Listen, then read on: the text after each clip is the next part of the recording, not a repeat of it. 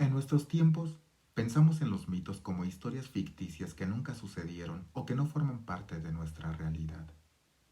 Entendemos los mitos como falacias que inventaron nuestros antepasados porque tenían un pensamiento mágico.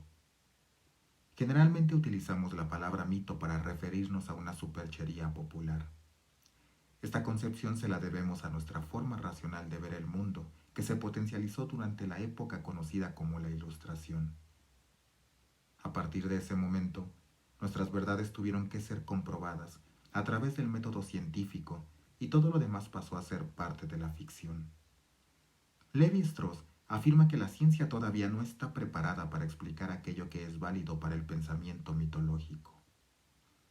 Branislav Malinowski dice que el mito no es una explicación destinada a satisfacer una curiosidad científica, sino un relato que hace revivir una realidad original y que responde a una profunda necesidad religiosa, a aspiraciones morales, a coacción e imperativos de orden social e incluso a exigencias prácticas. En las civilizaciones primitivas, el mito desempeña una función indispensable. Expresa, realza y codifica las creencias. Salvaguarda los principios morales y los impone. Garantiza la eficacia de las ceremonias rituales y ofrece reglas prácticas para el uso del hombre.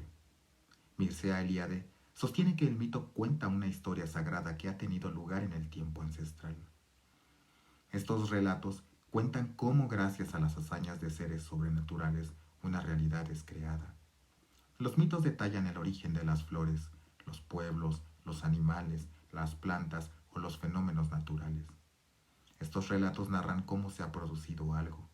Son construcciones sociales que delimitan la realidad de los pueblos antiguos, narraciones que muestran distintas formas de conocer y de dotar el mundo de sentido. En los pueblos prehistóricos, la función del mito es muy importante porque explican cómo los dioses inventaron el mundo. Estas historias nos hablan de la creación de la materia, narran las aventuras de los dioses, son los cimientos de todas las religiones del mundo. La mitología nos hace humanos porque nos dota de una cultura. Todas las culturas están basadas en un mito fundacional. Por ejemplo, la expulsión de Adán y Eva del jardín del Edén en la Biblia, o las peripecias de los dioses que dieron origen a la humanidad en el Popol Vuh. Levi-Strauss también señala que la cultura cubre un vacío en un mundo que es azaroso. Estas narraciones le dan un orden y sentido a nuestras acciones, sobre todo a los eventos naturales que son totalmente inciertos.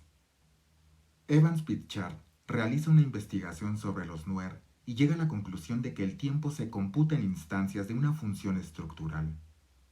El mito juega un aspecto muy importante en la composición de esta estructura, pues explica costumbres de significación cultural, es decir, la mitología está construida por discursos que estructuran a los pueblos. Fueron los teóricos estructuralistas los que indagaron en los grandes significados simbólicos de las culturas y llegaron a la conclusión de que los mitos son adoptados por los hombres en el mismo modo que las reglas del lenguaje se aplican sin tener conciencia de ello. Nuestra realidad está basada en sistemas estructurales que operan a un nivel más profundo que la conciencia de cada individuo. Forman parte de un inconsciente colectivo porque hablan de las conductas humanas que nos determinan. El hombre es un ser mortal, sexuado y cultural. Gracias a la tradición mitológica que existió hace tiempo, Joseph Campbell dice que no sería exagerado afirmar que el mito es la entrada secreta por la cual las energías del cosmos se vierten en las manifestaciones culturales humanas. Un personaje tan importante como Sigmund Freud utilizó la mitología para explicar las conductas humanas. El psicoanálisis está cimentado sobre los mitos griegos. Uno de los psicoanalistas que más profundizó en este campo fue Gustav Jung, que entendía al hombre como un ser con una historicidad psicológica, ancestral y religiosa. El teórico suizo creía que el inconsciente habita en nosotros como una composición de aspectos individuales que se manifiestan en un saber colectivo. Nuestra composición mental ha heredado culturalmente una manera de percibir e interpretar lo que nos pasa. Según Jung, los arquetipos son configuraciones que nos llegan a través de recuerdos de nuestros antepasados. Esto significa que no vivimos aislados, sino que el contexto cultural nos determina. Estos arquetipos son patrones emocionales y de conducta que le dan una significación a nuestra vida.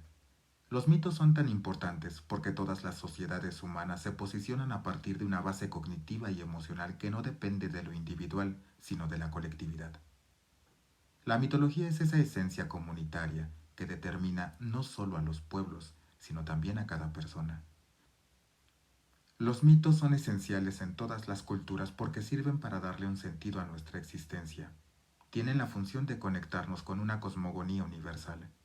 Todas nuestras sociedades tienen relación con un mito fundacional. Nuestra nacionalidad, por ejemplo, está determinada a partir de un mito de origen. Como dice Malinowski, el mito es un elemento esencial de la civilización humana. Lejos de ser una vana fábula, es, por el contrario, una realidad viviente a la que no se deja de recurrir. No es en modo alguno una teoría abstracta o un desfile de imágenes, sino una verdadera codificación de la religión primitiva y de la sabiduría práctica.